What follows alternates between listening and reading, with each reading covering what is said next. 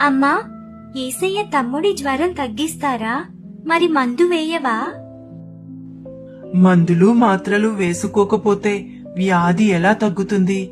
మన ప్రార్థన యేసయ్య ఆలకిస్తారు. స్వస్థపరిచేది ఆయనే తల్లి.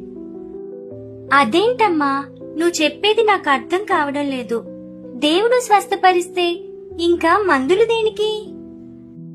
దీంట్లో అర్థం కాకపోవడానికి ఏముంది తల్లి? వ్యాధిని తగ్గించడానికి మందులు, డాక్టర్లు. వ్యాధిని మాత్రం తొలగించేది దేవుడు.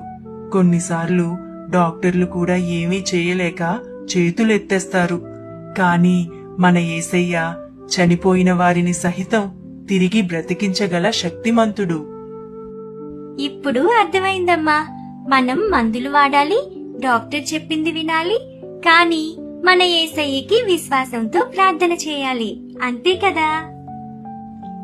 అందుకే దేవుని వాక్యం చెప్తుంది, మీలో ఎవరైనా అనారోగ్యంతో ఉంటే అతనికి నూనె రాసి ప్రార్థన చేయమని. విశ్వాస సహితమైన ప్రార్థన ఆ రోగిని స్వస్థపరుస్తుంది.